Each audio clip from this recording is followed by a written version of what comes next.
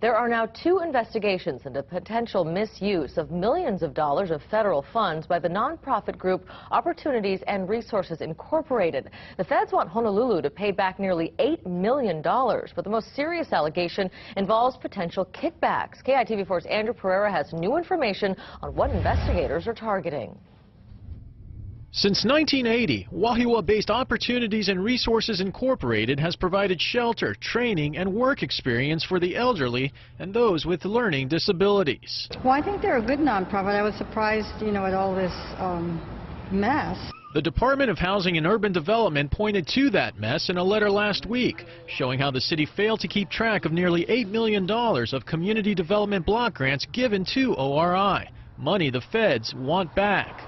The letter also highlights 6 findings, including the misuse of funds for property acquisition and construction, a possible $90,000 kickback to a contractor hired by ORI, and the conversion of $1.2 million of city loans into grants. As far as loans becoming grants, that has happened to other organizations.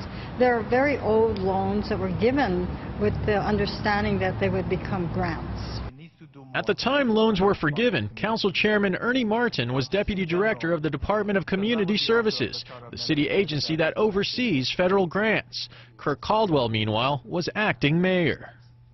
I do not think I signed any document approving a forgiveness of a loan.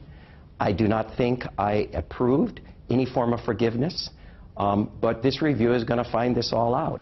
Caldwell has already begun an internal review that coincides with a separate investigation by the Honolulu Ethics Commission. It's something that happened in a few years ago, and we should look into it, and that's that. The mayor went a step further, hiring private investigator Steve Goodnow to assist in the investigation into ORI and any possible involvement by city officials. Before we unilaterally just agree to refund money, we need to find out where the problems lie, what was done, and then we need to act appropriately.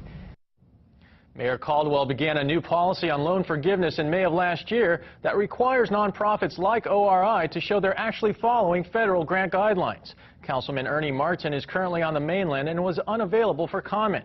Phone calls and emails to ORI today were not returned. Paula Yunji, back to you.